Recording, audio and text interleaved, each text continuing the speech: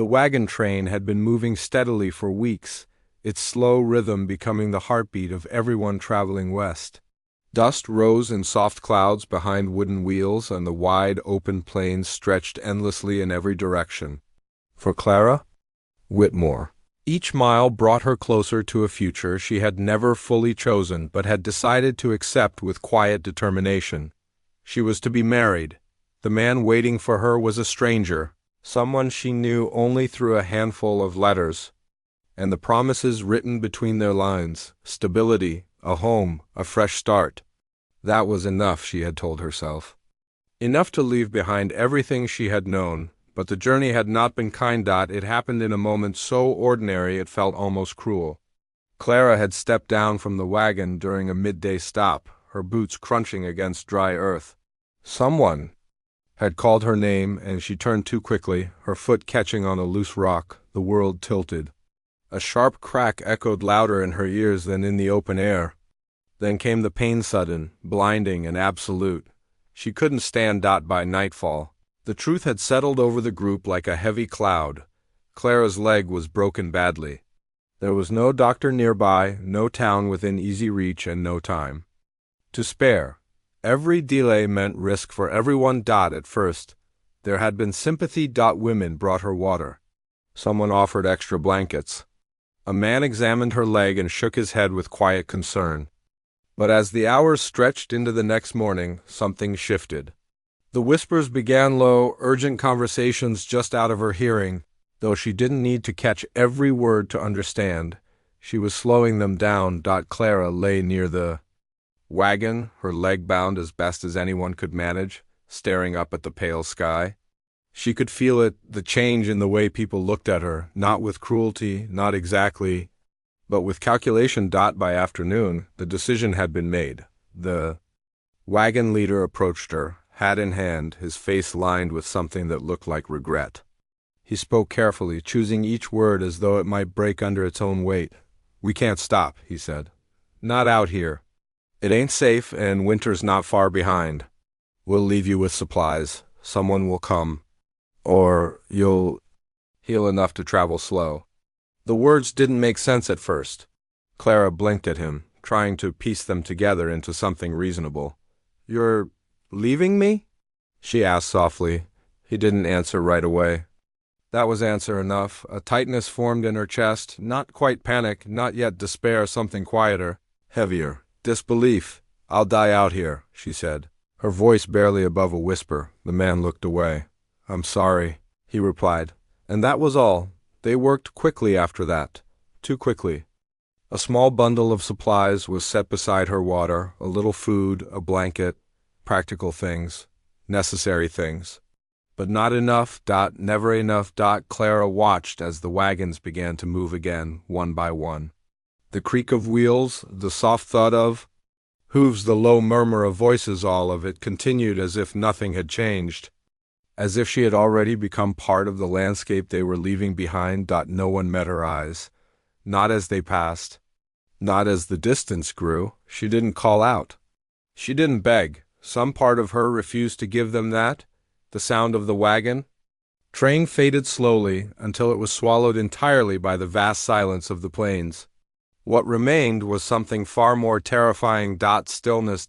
Clara lay there, her body aching, her leg throbbing with every small movement.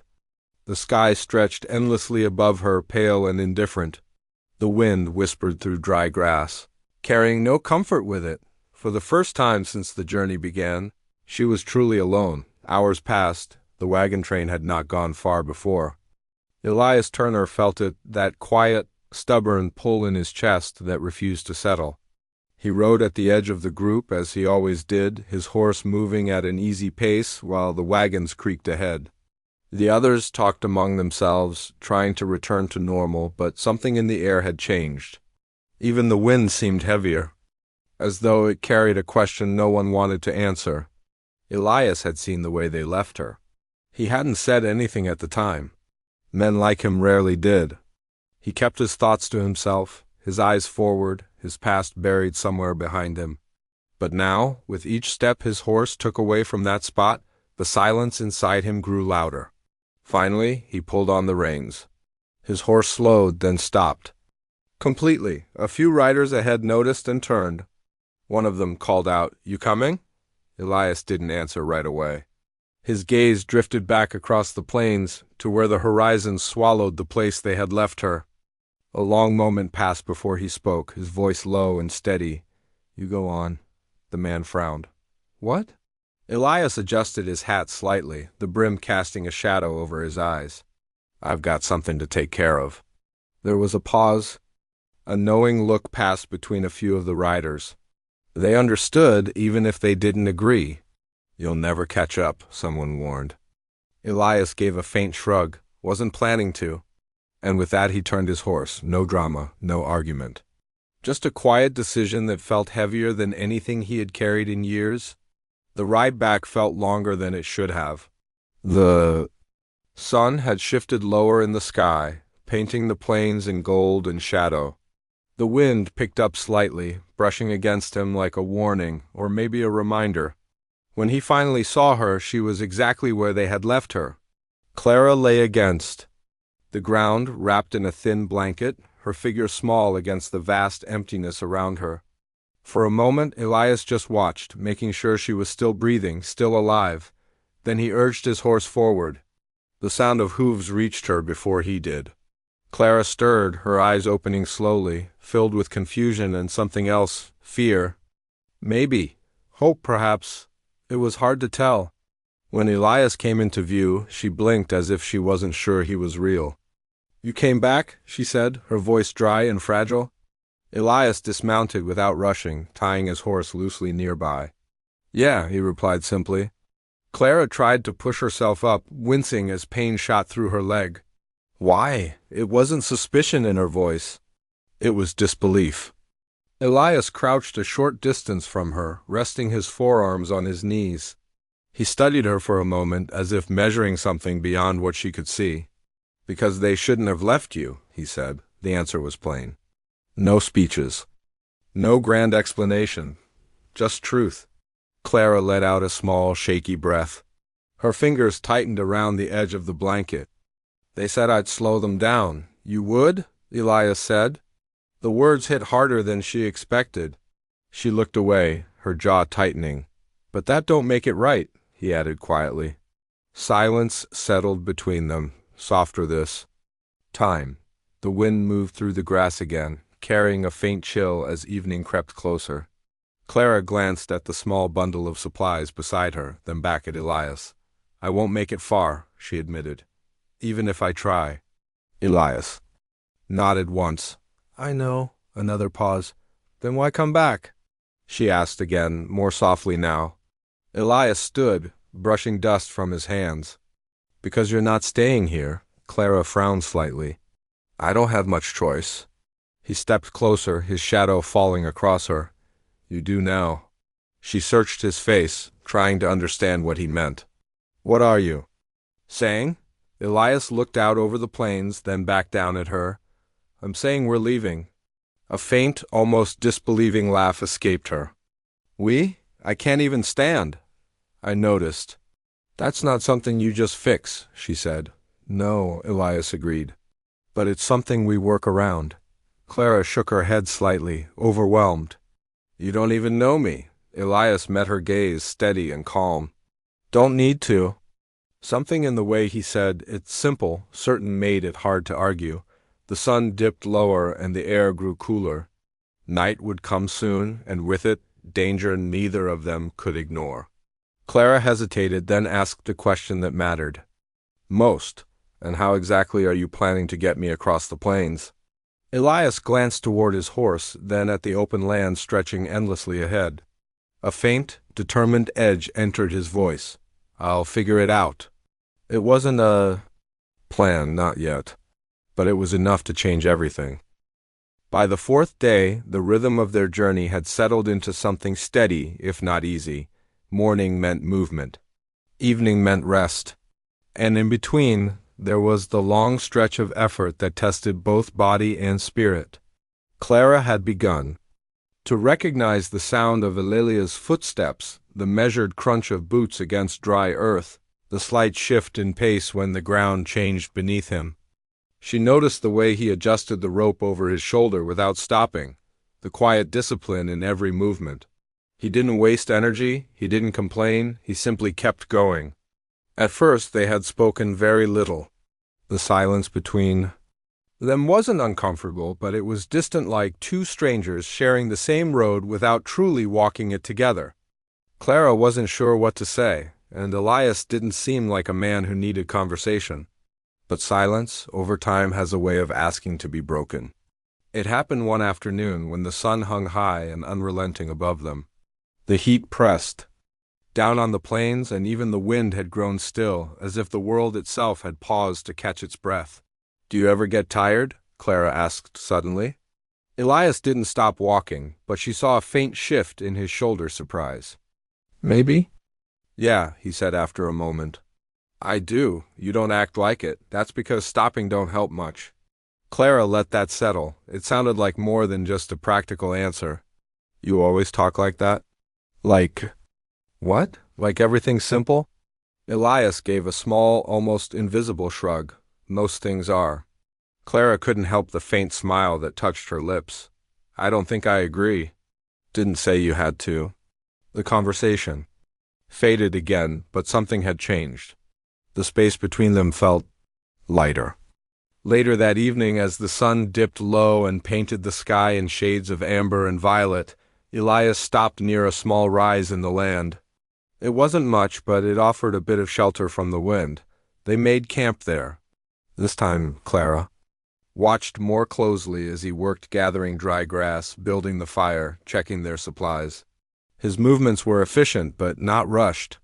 There was a quiet care in the way he did things, even in the smallest tasks. "You've done this a long time," she said. Elias glanced up from the fire. "Done what?" "Survive out here." He considered that, then nodded slightly. "Long enough." Clara hesitated before asking her next question. "Do you always travel alone? Mostly? Why?" Elias sat back on his heels, staring into the fire for a moment before answering. "Less complicated." Clara studied his face in the flickering light. "People are complicated. People expect things," he said. "Out here, it's just the land. You know where you stand with it." She let out a soft breath. And where do you stand with people?" Elias met her gaze briefly, then looked away. "Depends on the person." It wasn't a full answer, but it was more than he'd given before. Clara pulled the blanket around her shoulders, the night air beginning to cool. "I think I understand that," she said quietly. Elias didn't respond, but he didn't dismiss it either. After a while, Clara spoke again, her voice softer now. "I was going to marry a man I'd never met." Elias's gaze lifted, resting on her. "I thought it was the right thing," she continued. "A fresh start? A place to belong?" She paused, her fingers tightening slightly around the edge of the blanket. "But I don't think I ever really believed it." "Then why go?" Elias asked. Clara gave a small, thoughtful smile. "Because sometimes you don't realize you have a choice until something forces you to see it." Elias was quiet for a long moment. "That's one way to find out," he said.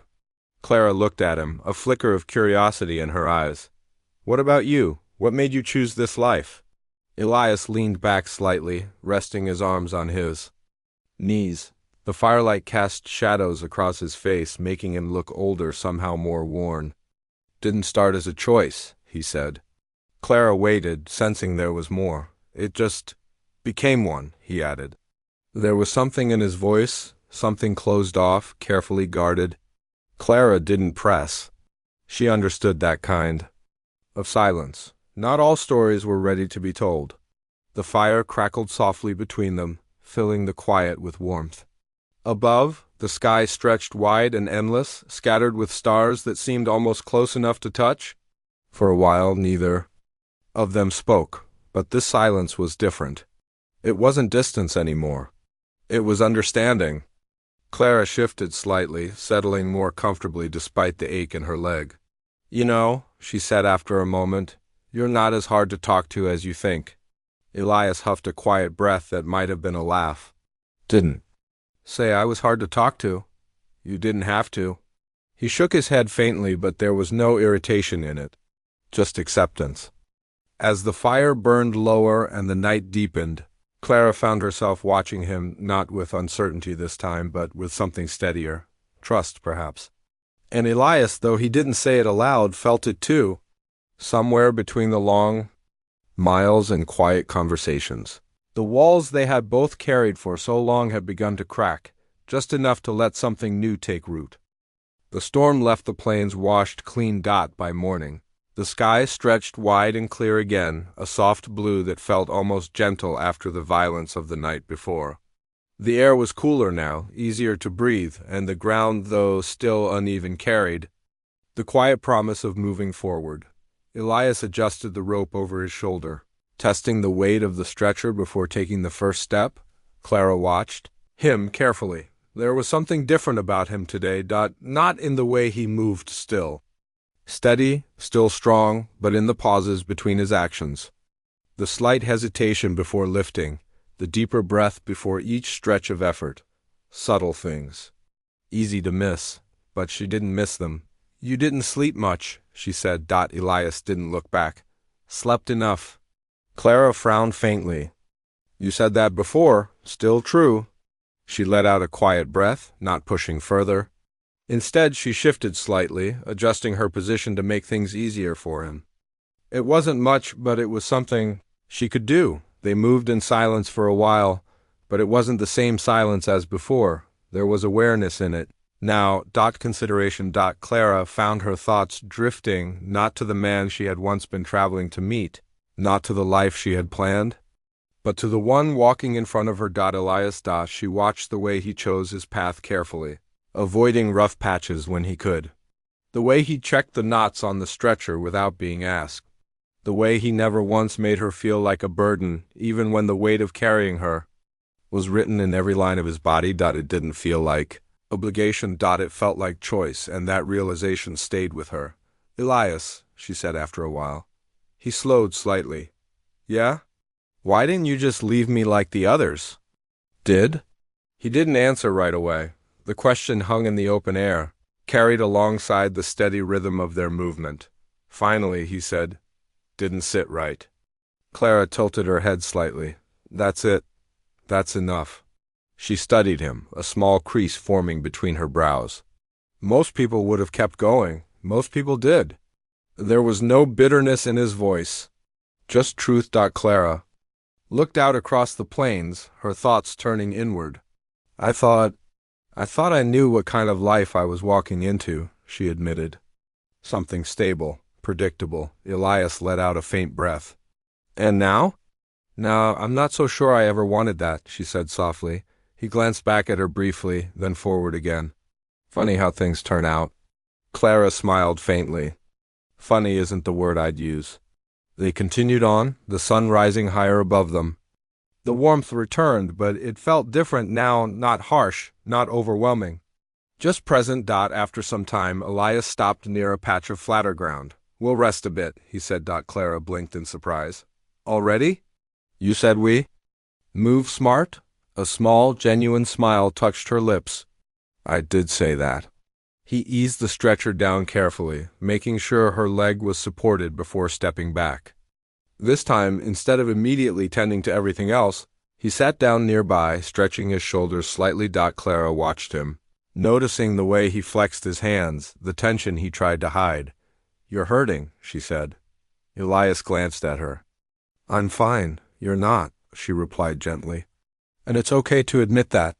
He didn't argue this time. Instead, he leaned back slightly, resting his weight against his arms. "It's nothing I can't handle." Clara shifted, propping herself up a bit more despite the discomfort. "You don't always have to handle everything alone." Elias looked at her, something unreadable in his expression. "Been doing it that way a long time." "Maybe you don't have to anymore."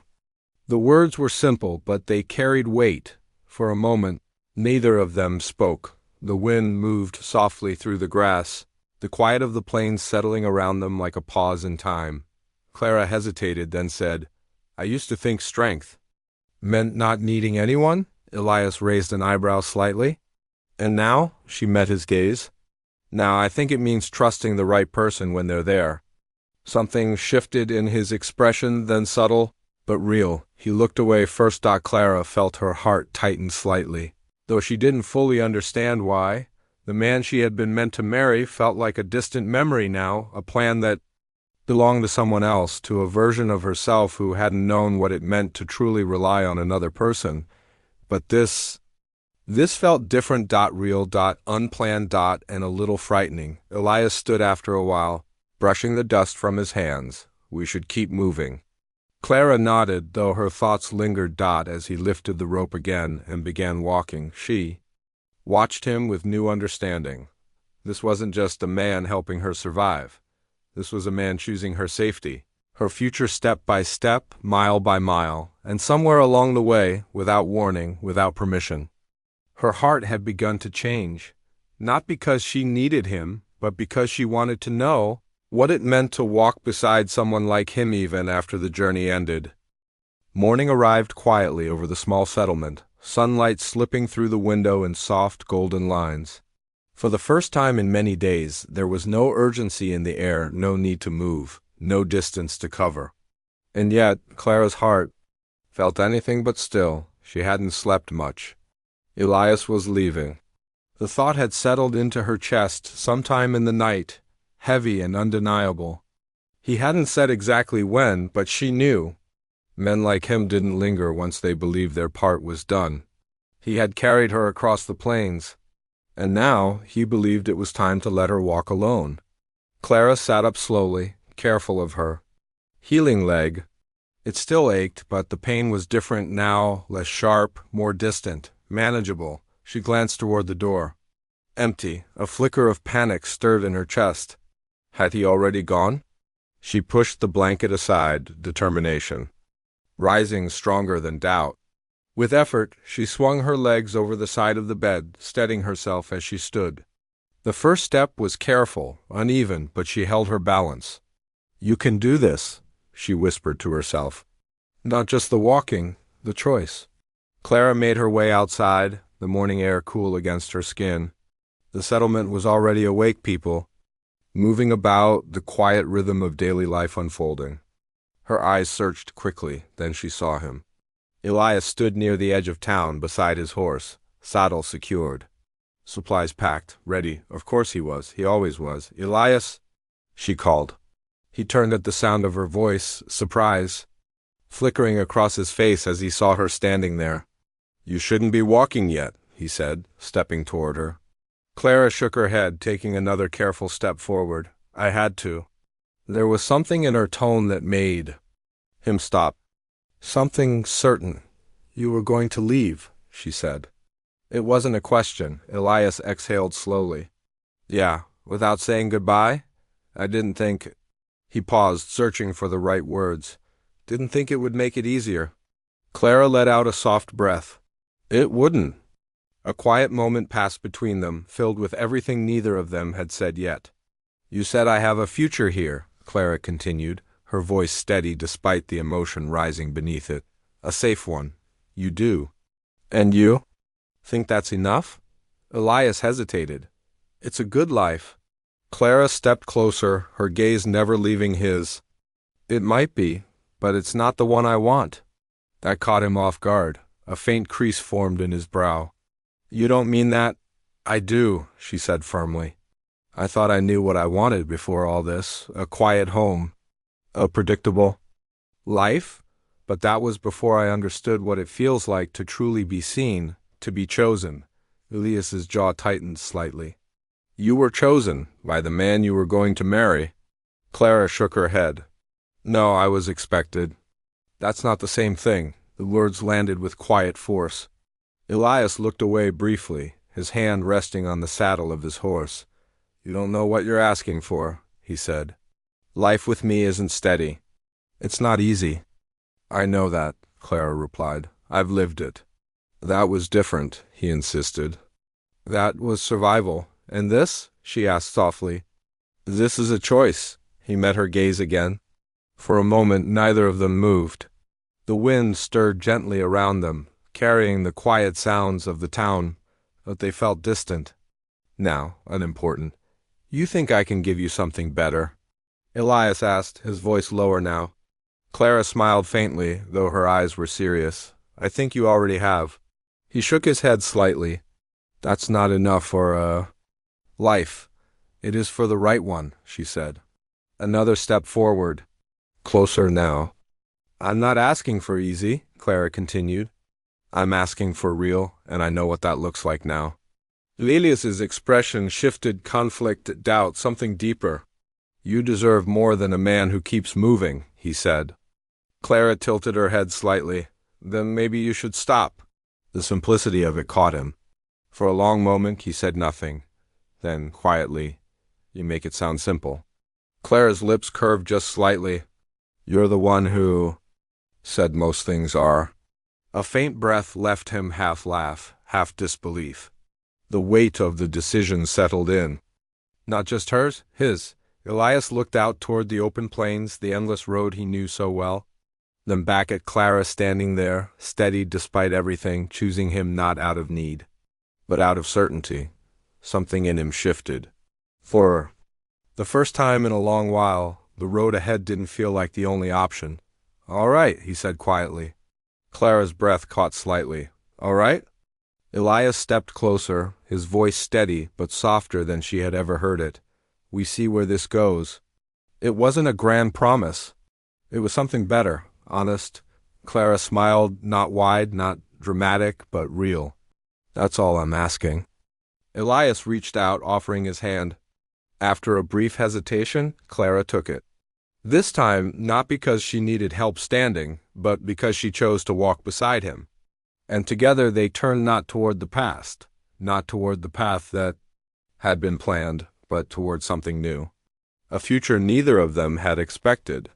But both were finally ready to choose.